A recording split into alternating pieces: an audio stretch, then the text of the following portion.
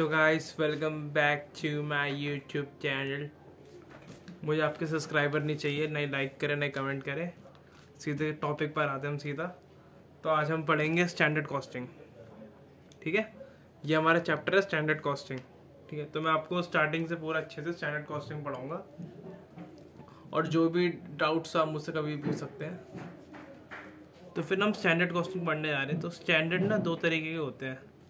ठीक है, मैंने क्या बोला, स्टैंडर्ड दो तरीके के होते हैं, है ना।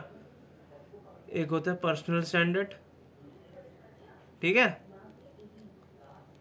और एक होता है इंडस्ट्री स्टैंडर्ड। ठीक है, पर्सनल स्टैंडर्ड वो होता है जो हम लोग डिसाइड करते हैं और इंडस्ट्री स्टैंडर्ड वो होता है जो इंडस्ट्री डिसाइड करती है। एक एग्जांपल देता हूँ मैं आपको।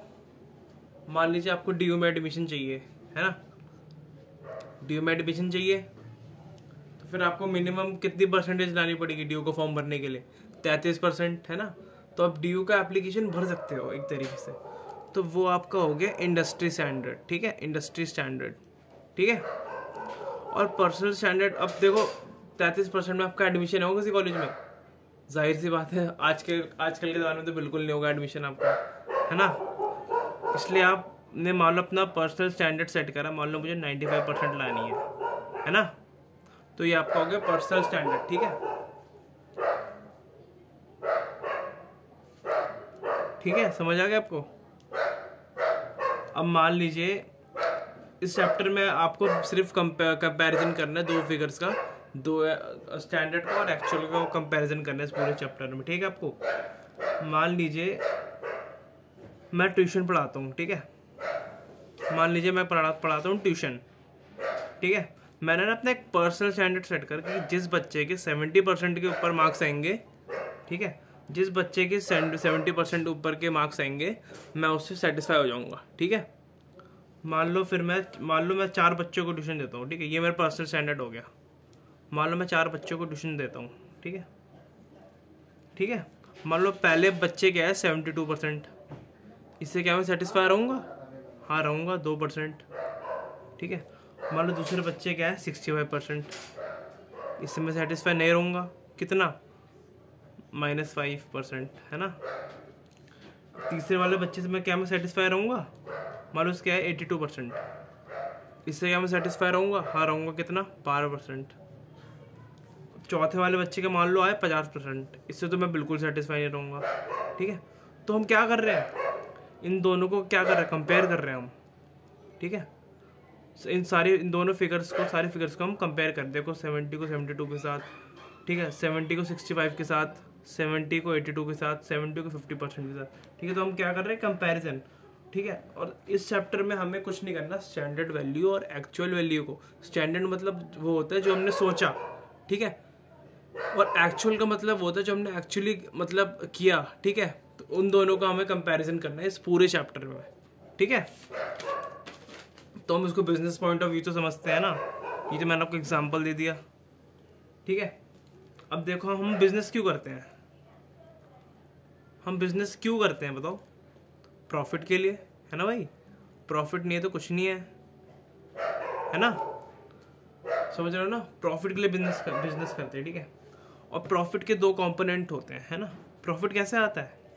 सेल्स, और दूसरी आती है कॉस्ट। ठीक है, इन दोनों का हम माइनस करते हैं तो हमारा आ जाता है प्रॉफिट। ठीक है, मान लो मैंने एक पेन बनाया, ठीक है, मैंने वो उस पेन की कॉस्ट मुझे बनाने में पड़ी मान लो 15 रुपये, है ना। मैंने उसको सेल करा 20 रुपये में, तो मेरा प्रॉफिट कितना आ गया? 5 रुपये, है ना। 5 रुपये मेरा प्रॉफिट आ गया। प्रॉफिट क्या होता है? सेल्स माइनस कॉस्ट, समझ आ गया। और कॉस्ट भी 3 तरीके की होती है, मटेरियल, लेबर, और तीसरा आता है ओवरहेड्स। ठीक है, कॉस्ट भी 3 तरीके की होती है, मटेरियल, लेबर, और तीसरा आता है ओवरहेड्स। इतना तक आपको समझ आ गया?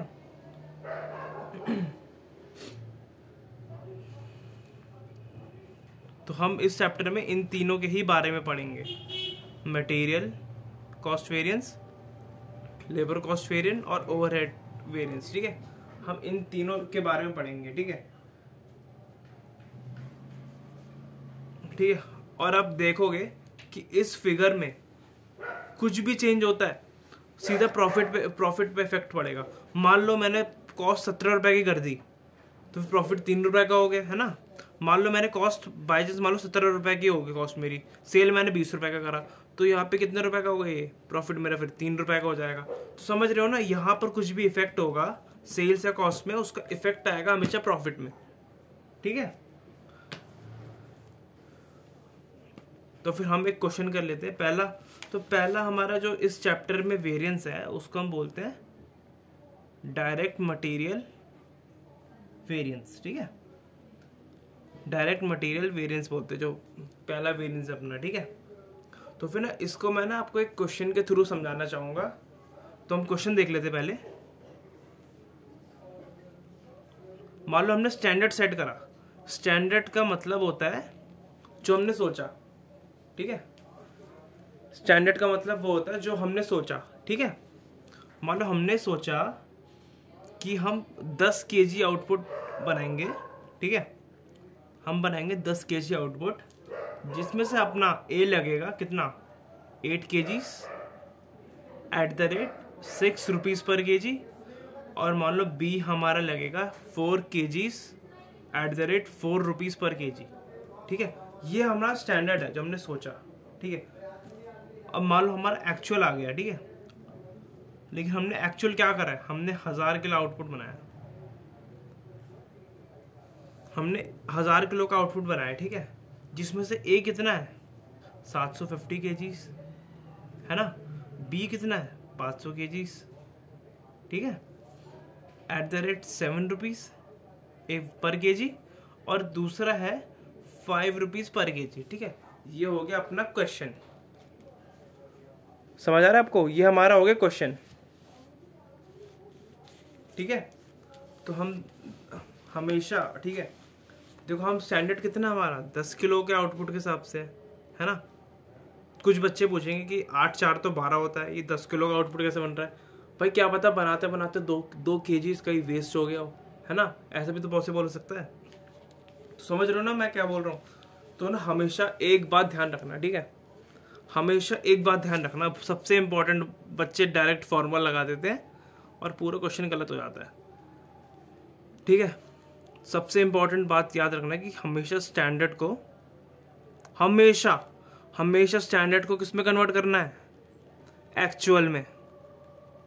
ये सबसे इम्पोर्टेंट बात है इस चैप्टर की, ध्यान रखने बात। स्टैंडर्ड को किस में, एक्चुअल में कन्वर्ट करना है। स्टैंडर्ड को एक्चुअल में कन्वर्ट करना हमेशा, ये बात हमेशा ध्यान रखना, ठीक है। मतलब देखो स्टैंडर्ड कितना है हमारा 10 किलो का, और एक्चुअल हमारा 1000 किलो का। हम इसको कंपेयर कर सकते हैं? बिल्कुल नहीं कर सकते। क्यों नहीं कर सकते? क्या तुम फर्स्ट क्लास के बच्चे की परफॉर्मेंस 12th क्लास के बच्चे से कर सकते हो? नहीं कर सकते। तो उनका स्टैंडर्ड होना क्या होना ज़रूरी है, मतलब उनका इक्वल होना ज़रूरी है उन दोनों का, तभी आप उन दोनों को कंपेयर कर सकते हो, समझ रहे हो। तो हमेशा ये बात ध्यान रखना, स्टैंडर्ड को एक्चुअल में कन्वर्ट करना है। तो हम अब कैसे कन्वर्ट करेंगे, है ना। देखो ये 1000 kg के लिए आउटपुट दे रखा है हमें, है ना, और 10 किलो के लिए आउटपुट दे रखा है। तो हमें कुछ नहीं करना, इस 10 किलो को इस 1000 आउटपुट तक लेकर जाना है ना। तो हम कैसे लेकर जाएंगे इसको, आउटपुट 1000 किलो कैसे बनाएंगे। तो फिर 1000 डिवाइडेड बाय अगर 10 करेंगे तो हमारा कितना आ रहा है, 100 आ रहा है ना। मतलब मुझे इस पूरी इक्वेशन को 100 से क्या करना पड़ेगा, इंटू करना पड़ेगा, है ना। अगर मैं 10 को 100 से इंटू करूँगा, 8 को 100 से इंटू करूँगा, 4 को 100 से इंटू करूँगा, है ना, तो मेरा ये एक्चुअल के हिसाब से आ जाएगा। आप समझ आए आप लोगों को, तो मेरा एक्चुअल के हिसाब से आ जाएगा। तो हम करके देख लेते हैं। तो हमारा स्टैंडर्ड कितना आ गया, अब इंटू कर देंगे हम 100 से, तो फिर हमारा स्टैंडर्ड कितना आ गया 10 × 100 kgs। ए कितना आ गया 8 × 100, बी कितना आ गया 4 × 100, ठीक है। एट द रेट कितना है 6 रुपये पर kg, है ना, और दूसरे कितना है 4 रुपये पर kg, समझ आ गया। तो अपना कितना आ गया, स्टैंडर्ड अपना कितना आ गया, 1000 किलो आ गया, ये अपना आ गया 800, ठीक है 800 आ गया, और नीचे वाला कितना आ गया 400, ठीक है 400 kgs आ गया। समझ आ गया। अब हम एक्चुअल को और स्टैंडर्ड को कंपेयर कर सकते हैं, क्योंकि अब देखो ये दोनों 1000 किलो आउटपुट के लिए है, ये दोनों किसके लिए 1000 किलो के लिए है। समझ आया। अब ये दोनों 1000 किलो के लिए है, देखो यहाँ पर भी आप देखोगे 1000 किलो है ना, देखो 1000 किलो ये रहा, और यहाँ पर भी 1000 किलो है ना, ये देखो ये रहा 1000 किलो। तो हमने इन दोनों को इक्वल कर दिया ना, 12वीं के बच्चे को 12वीं के बच्चे के हिसाब से कर दिया है ना। तो फिर हम इस क्वेश्चन को आगे सॉल्व करेंगे, ठीक है। तो इसमें हमेशा हमें सबसे पहले निकालना होता है डायरेक्ट मटेरियल कॉस्ट वेरिएंस, ठीक है।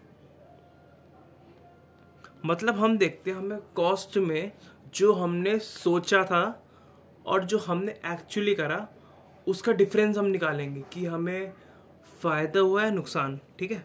तो एक बात ध्यान रखना, जब भी कोई भी फिगर माइनस में आएगी तो हम उसको माइनस में लिखेंगे, हम उसको ए लिखेंगे। ए का मतलब होता है लॉस या फिर एडवर्स, ठीक है। और एफ का मतलब होता है फेवरेबल, मतलब प्रॉफिट, ठीक है। मान लो कोई भी फिगर पॉजिटिव में आ गई तो उसका हम फेवरेबल करेंगे, और कोई भी फिगर अगर माइनस में आती है तो हम उसको लॉस कंसीडर करेंगे या फिर एडवर्स बोलते हैं उसको, ठीक है। माइनस प्लस मत लिख देना कहीं, ए और या एफ ही लिखना, ठीक है। तो फिर हमें अब निकालना है कि हमें अब हमें इस स्टैंडर्ड को और एक्चुअल इन दोनों कंपेयर करना है, ठीक है। इन दोनों कंपेयर करना है हमें। इस ऊपर वाली फिगर से कोई मतलब नहीं अब, है ना, क्योंकि ये 10 kg आउटपुट के लिए था। अब हमने स्टैंडर्ड को 1000 किलो बना दिया, तो हम अब इसको कंपेयर करेंगे, ठीक है। तो हम इसको आगे सॉल्व करते हैं। तो इसका फॉर्मूला होता है डायरेक्ट मटेरियल कॉस्ट वेरिएंस का standard quantity into standard price minus actual quantity into actual price, ठीक है। समझ आ गया। Standard quantity into standard price minus actual quantity into actual price, ठीक है। तो हम अभी वो पूछो कि फॉर्मूला आया कहाँ से। हम कॉस्ट का डिफरेंस निकाल रहे हैं कि हमें कॉस्ट में जो हमने सोचा था जो हमने किया है उसका डिफरेंस निकाल रहे हो, ठीक है। मान लो एग्जांपल देता हूँ, ठीक है। मान लो तुमने सोचा कि तुमने 5 रुपये का पेन लेना है, ठीक है। तुमने सोचा कि तुम्हें 5 रुपये का पेन लेना है 2, ठीक है। तुमने सोचा कि एक पेन है वो 5 रुपये तक का मिल जाएगा, तुम्हें 2 पेन चाहिए, लेकिन एक्चुअली में तुम्हें वो पेन 10 रुपये का पड़ा और तुमने दो लिए, ठीक है। तुम्हें कितने रुपए का लॉस हो गया है, 10 - 20, तुम्हें 10 रुपये का लॉस हो गया, है ना। तो वही चीज़ हम यहाँ पे कर रहे हैं, जो हमने सोचा जो हमने एक्चुअली किया उसका डिफरेंस। तो हम इसको कैलकुलेट कर लेंगे। अब स्टैंडर्ड क्वांटिटी कितनी है अब हमारी 800 इंटू स्टैंडर्ड प्राइस कितना है 6, है ना। ये प्रोडक्ट दो प्रोडक्ट है ना हमारे, ए और बी, है ना। और ये दूसरा वाला क्या है 400 है ना, इंटू 4, है ना, माइनस। अब एक्चुअल क्या है अपना, एक्चुअल देखो पहले कितना है 750, है ना। 750 इंटू 7 और नीचे कितना है 500 इंटू 5, ठीक है। इसको हम सॉल्व कर लेंगे। अब ये 2400, ये 1600, ओके। माइनस करेंगे हम, ये हमारा आ जाएगा, एक सेकेंड, 5250 और नीचे वाली फिगर आ जाएगी 2500, ठीक है। तो कितना आ जाएगा 008 नहीं 14 को ऐड करेंगे, है ना, 14 और ये आ जाएगा हमारा 6400 और माइनस क्या करेंगे ये वाली फिगर 0579, ओके। तो फिर इसको अगर हम सॉल्व करेंगे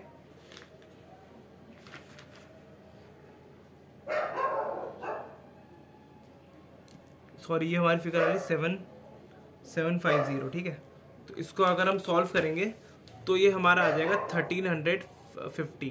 देखो माइनस में फिगर आ रही है ना, 7750 बड़ा होता है 6400 से, तो हमारी माइनस फिगर आ रही है। तो ये हमारा क्या एडवर्स, हमें लॉस हुआ है इतने रुपए का, हमें 1350 का हमें हुआ है लॉस, ठीक है, एडवर्स बोलते हैं, ठीक है, समझ रहे हो। अब हम इसका फर्दर एनालिसिस करेंगे, है ना, कि हमें कैसे लॉस हुआ, ठीक है। तो याद रखना इसमें दो चीज़ें आएंगी हमेशा, एक होती है प्राइस और होती है क्वांटिटी, ठीक है, क्योंकि देखो इसमें प्राइस क्वांटिटी तो है। ये क्या है, देखो ये क्या है, ये तुम्हें क्वांटिटी दे रखी है जिसमें ये प्राइस दे रखा है, ये क्वांटिटी दे रखी है, ये प्राइस दे रखा है ना। ये आपको क्या दे रखी है, क्वांटिटी दे रखी है, और ये क्या दे रखा है, प्राइस, है ना। तो फिर हमें तो इसमें दो ही कंपोनेंट ही तो है, प्राइस और क्वांटिटी, है ना। इसी को हम बोलते हैं डायरेक्ट मटेरियल प्राइस वेरिएंस, इसको बोलते हैं डायरेक्ट मटेरियल क्वांटिटी वेरिएंस, ठीक है। तो फिर अब हम देखेंगे कि हमें प्राइस में कितना नुकसान हुआ है, ठीक है। तो हमें प्राइस में कितना नुकसान हुआ है, ठीक है, हम देखेंगे अब। तो फिर यार मैं एक टेबल बना लेता हूँ, ठीक है। तो हम टेबल बनाऊंगा ना तो आप लोगों को अच्छे समझ आ जाएगा, ठीक है। टेबल बना लेते हैं एक, है ना, टेबल क्रिएट कर लेना आप एग्जाम्स में, तो काफ़ी हेल्पफुल रहेगा आपके लिए। कि मटेरियल हो गए हमारे, ठीक है, स्टैंडर्ड क्वांटिटी, ठीक है, ये प्राइस ले लेते हैं पहले, standard price, actual price, standard quantity, और यहाँ की एक्चुअल क्वांटिटी। और दूसरा भी होता है RSQ, मैं आपको समझाता हूँ भी, ठीक है, RSQ रिवाइज स्टैंडर्ड क्वांटिटी, ठीक है, यह भी मैं आपको बताता हूँ। तो स्टैंडर्ड प्राइस कितना था अपना, 6 और 4, है ना। स्टैंडर्ड प्राइस कितना लेंगे हम, 6 और 4, और एक्चुअल प्राइस कितना है इस क्वेश्चन में, 7 और 5, है ना। देखो 7 और 5 दे रखा है ना एक्चुअल प्राइस, तो हम 7 और 5 लेंगे। पहले मटेरियल का नाम लिख लेते, A और B, है ना।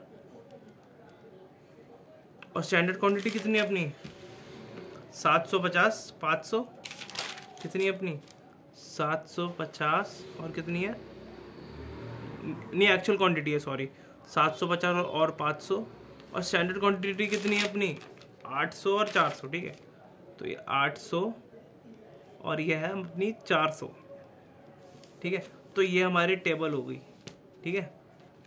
अब हमें देखना है कि भाई हमें प्राइस में कितना फ़ायदा नुकसान हो रहा है, ठीक है। तो इसमें हमेशा हम क्या लेंगे, एक्चुअल क्वांटिटी। जो हमने सोचा था उससे हमें कोई मतलब नहीं है, लेकिन जो क्वांटिटी हमने एक्चुअली में करी है उससे हमें मतलब है, ठीक है। तो हमने रियलिटी में कितनी क्वांटिटी ली है एक्चुअल में, हमेशा एक्चुअल लेंगे, 750 और 500, है ना। तो यहाँ पे लेंगे हम 750 और 500, ठीक है। अब तुम देखो इस टेबल में तुमने सोचा था कि ए प्रोडक्ट, अब हम देख रहे हैं ना, पहला है डायरेक्ट मटेरियल प्राइस वेरिएंस, कि हमें प्राइस में कितना फ़ायदा नुकसान हुआ है, ठीक है। देखो तुमने सोचा कि तुम्हें 6 रुपये का सामान मिल जाएगा, लेकिन रियलिटी में तुम्हें वो सामान मिला है 7 रुपये का, है ना।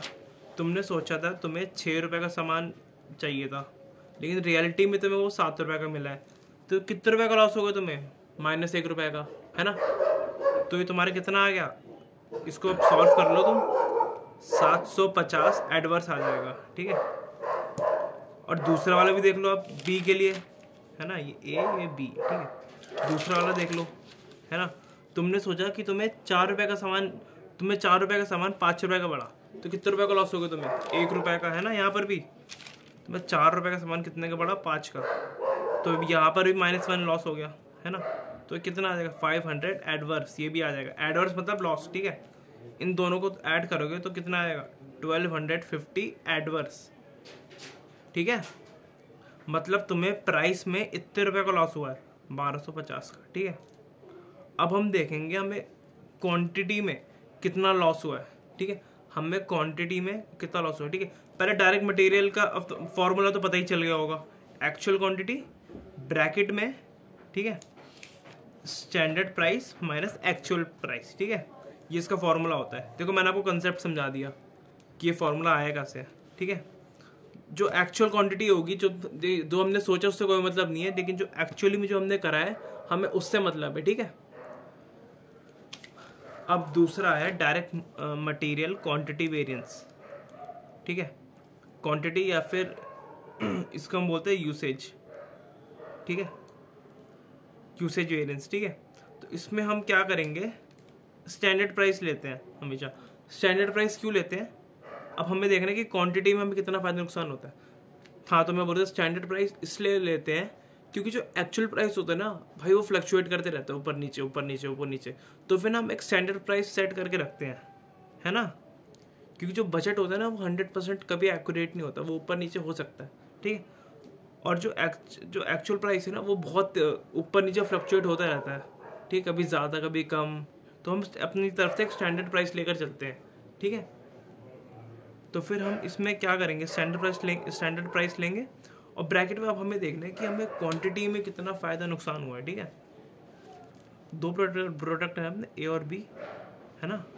स्टैंडर्ड प्राइस कितना है अपना, स्टैंडर्ड प्राइस कितना है अपना, देखो 6 और 4 है ना, 6 और 4, देखो ये रहा 6 और 4, है ना।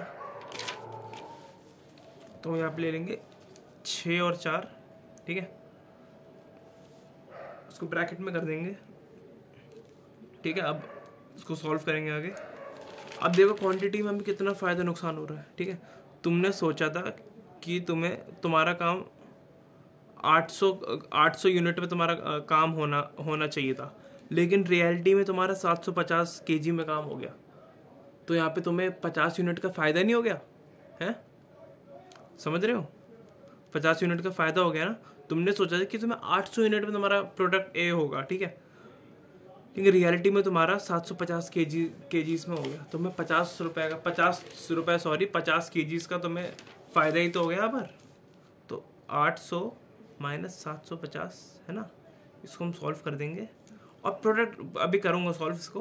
अब प्रोडक्ट बी का देखो तुम, ठीक है, बी का देखो कितना 4, है ना। देखो तुमने सोचा था कि तुम्हें 400 किलो में तुम्हारा प्रोडक्ट बी बन जाएगा, ठीक है, लेकिन वो रियलिटी में 500 किलो का बना है, ठीक है। 400 किलो को सोचा था, 500 किलो का बना है ना। तो तुम यहाँ पे 100 यूनिट फालतू तुम्हारी खर्च हो गई है ना, 100 यूनिट तुम्हारी फालतू खर्च हो गई, बिल्कुल खर्च हो गई भाई, ठीक है ना। तुमने 400 को सोचा था लेकिन तुम्हारा रियलिटी में 500 यूनिट खर्च हो गई। तो यहाँ पे 100 रुपये का तुम्हें क्या हो गया, एडवर्स नुकसान हो गया, ठीक है। तो इसको हम सॉल्व कर देंगे अब, ठीक है।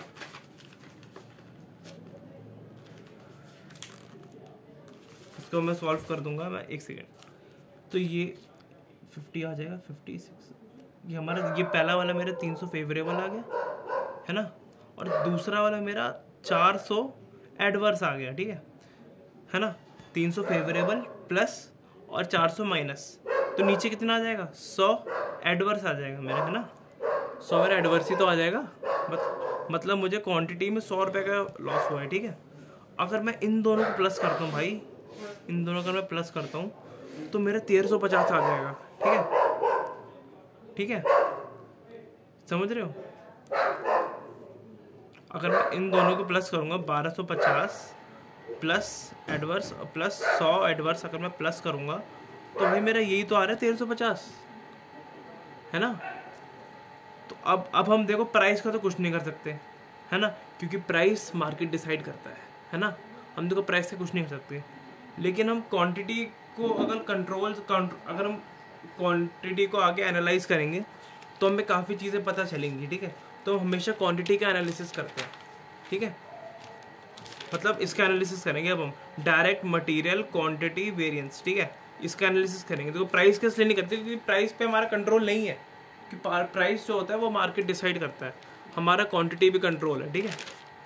तो फिर अब हम आगे सॉल्व कर लेंगे इसको, ठीक है। तो हमारे डायरेक्ट, एक सेकंड, कितना आ गया, डायरेक्ट मटेरियल क्वांटिटी वेरिएंस, ठीक है, डायरेक्ट मटेरियल क्वांटिटी वेरिएंस। हम इसको और आगे एनालाइज करेंगे, ठीक है। अगर हम इसको एनालाइज करेंगे हमारी दो चीज़ें आती है, एक तो यील्ड आती है ना, और दूसरा आता है मिक्स, समझ आया। अब इसको बोलते हैं डायरेक्ट मटेरियल यील्ड वेरिएंस, इस दूसरे वाले बोलते हैं डायरेक्ट मटेरियल मिक्स वेरिएंस, ठीक है। ठीक है, अभी मैं आपको समझाता हूँ कि यील्ड और मिक्स क्या होता है।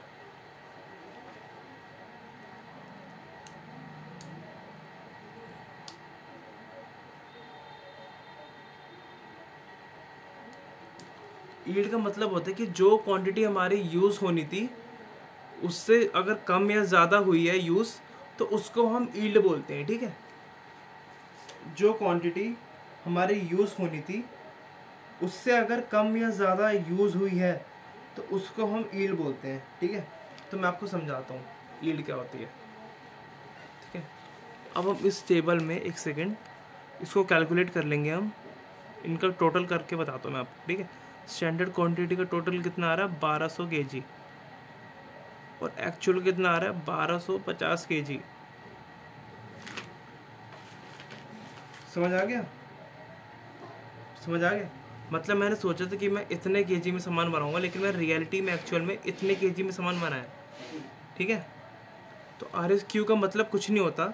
RSQ का मतलब होता है कि अगर मैं स्टैंडर्ड को एक्चुअल के स्टैंडर्ड क्वांटिटी को 1200 किलो को अगर मैं स्टैंडर्ड को एक्चुअल केजी के हिसाब से बना रहा होता तो मेरी कितनी यूनिट खर्च होनी चाहिए थी, है ना? तो उसको RSQ बोलते हैं। मतलब अगर मैं स्टैंडर्ड को एक्चुअल यूनिट के हिसाब से बना रहा होता, है ना, तो मेरी कितनी यूनिट खर्च होनी चाहिए थी, है ना? मैंने सोचा मैं 1200 किलो में मेरा आउटपुट बना है, लेकिन रियलिटी में वो 1250 किलो का बना है आउटपुट। ठीक है, तो RSQ का मतलब यही है। अगर मैं यहाँ पे हमेशा देखो एक्चुअल क्वांटिटी का अमाउंट ही आएगा 1250, है ना? तो मैंने डेफिनेशन में आपको बता दिया कि अगर मैं स्टैंडर्ड को एक्चुअल के हिसाब से यूज़ करूँगा, अगर मैं स्टैंडर्ड को एक्चुअल के हिसाब से यूज़ करूँगा 1250 kg के हिसाब से, है ना, तो मेरी कितनी यूनिट्स आएंगी A और B की, है ना? तो उसको ऐसे निकालते हैं हमेशा। ठीक है, हमारा स्टैंडर्ड कितना है 800 और 400, है ना? स्टैंडर्ड कितना है अपना 800 और 400 है ना? यार यहाँ लिख देता हूँ। ठीक है, 800 और 400 है ना, 800/400 है ना। इसको हम रेशियो में कन्वर्ट कर देंगे। अब 2 से 2 0 कर दी, 4 to 2:1 की रेशियो आ रही है अपनी। ठीक है, 2:1 की रेशियो आ रही है। ठीक है, तो फिर अब 1250 किलो के हिसाब से हम A और B को 2:1 की रेशियो में बांट देंगे। ठीक है, हम 1250 किलो को 2:1 की रेशियो में बांट देंगे। तो कैसे बांटेंगे?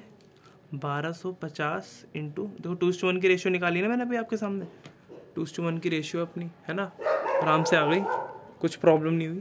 ठीक है, 1250 इंटू 2/3, है ना, 2/3, 2 + 1 3 ना, वो 12th में रेशियोज निकालना सीखा होगा। ठीक है, 2/3 कितना आ जाएगा? इसको सॉल्व करोगे तो ये मेरी आ रही है, एक सेकंड कैलकुलेट करके बताता हूँ मैं आपको। ये मेरी आ रही है 833 kgs। ठीक है, पहली वाली A है मेरी। ठीक है, A यूनिट आ रही है मेरी 833 kgs। ठीक है, kgs। ठीक है, और B निकाल लेंगे हम 1250 इंटू 1/3, तो 2:1 ही तो रेशियो आ रही है भाई। ठीक है, तो ये मेरी दूसरी वाली रेशियो आ रही है मेरी 417 कुछ आ रही है। ठीक है, 417 kgs। ठीक है, इनको अगर ऐड करेंगे तो हमारा ये आ जाएगा। ठीक है, समझ आ गया आपको? समझ रहे हो? तो मतलब अगर मैं स्टैंडर्ड को 1250 किलो के हिसाब से खर्च करता तो मेरी ये यूनिट्स आती, A की ये आनी चाहिए थी और B की 417 आनी चाहिए थी। आप समझ आया आपको?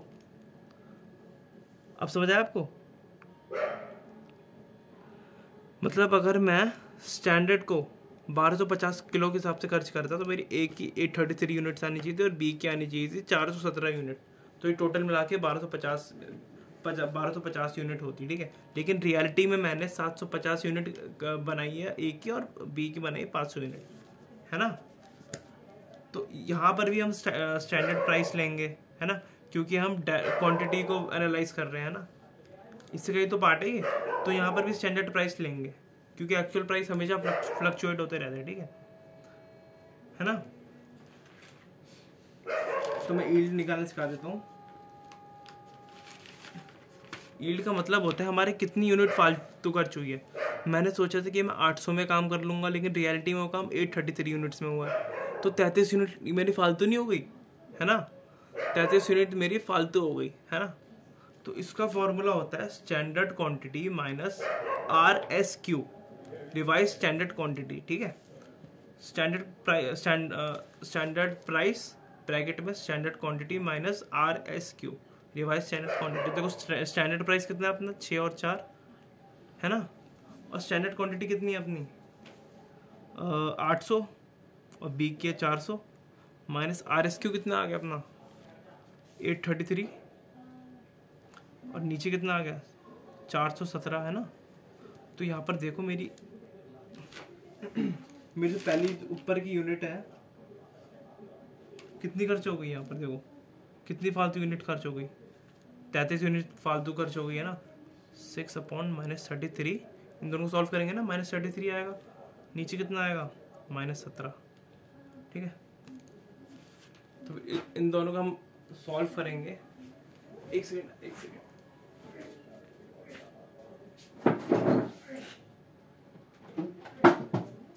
हाँ, एक सेकेंड मैं सॉल्व करता हूँ इसको, मैं सॉल्व करता हूँ, एक सेकेंड। इसको सॉल्व करेंगे 33 × 6 कितना आएगा अपना, हाँ ये हमारी 198 एडवर्स, और दूसरी वाली कितनी आएगी 17 × 4 कितना आएगा ये 68 एडवर्स, है ना। इन दोनों को ऐड कर लेते हैं, 198 + 68 कितना आ जाएगा अपना 266 एडवर्स आ गया अपना यहाँ पर, ठीक है। अब मिक्स क्या होता है ना। मिक्स कुछ नहीं होता, अब एक्सक्यूज मी, हाँ, तो मिक्स कुछ नहीं होता। मिक्स का मतलब होता है RSQ और एक्चुअल क्वांटिटी का बीच का डिफरेंस होता है मिक्स, ठीक है। डायरेक्ट मटेरियल मिक्स वेरिएंस का मतलब कुछ नहीं होता। इसका फॉर्मूला लिख देता हूँ मैं, स्टैंडर्ड प्राइस ब्रैकेट में RSQ माइनस एक्चुअल क्वांटिटी, मतलब जो रियलिटी में और RSQ के हिसाब से मेरी कितनी क्वांटिटी फालतू हो गई बताओ यहाँ पर, है ना। तो ये स्टैंडर्ड प्राइस 6 और 4 रहेगा। RSQ कितना है 833, एक्चुअल क्वांटिटी 750, और नीचे वाला कितना है 417, है ना, -500, समझ रहे हो। डायरेक्ट मटेरियल मिक्स वेरिएंस का मतलब होता है RSQ और एक्चुअल क्वांटिटी के बीच का डिफरेंस होगा, ठीक है। मतलब जो मेरी यूनिट्स आई हैं और जो आनी चाहिए थी, है ना, जो आनी चाहिए थी, उन दोनों के बीच का डिफरेंस होता है, ठीक है, समझ गए। उन दोनों के बीच का डिफरेंस होता है हमेशा, ठीक है। तो हम इसको सॉल्व कर लेंगे। 833 - 750 कितना आ गया अपना, मेरी 83 यूनिट आ गई। ओके, ये मेरी 83 यूनिट आ गई पहली वाली, और दूसरी वाली कितनी आ गई, ये मेरी ये पहली वाली मेरी फेवर में आ रही है, ठीक है, पॉजिटिव वैल्यू है, ठीक है। और दूसरी वाली कितनी आएगी 417 - 500, एक सेकेंड,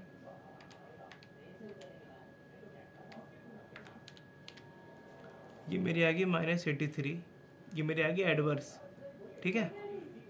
तो इन दोनों का हम सॉल्व करेंगे, ठीक है। 6 × 83 कितना आ जाएगा, पहला मेरा आ जाएगा 498 फेवरेबल, है ना, और दूसरा वाला आ जाएगा मेरा 83 × 4 332 एडवर्स, ठीक है। अब हम इन दोनों को सॉल्व करेंगे।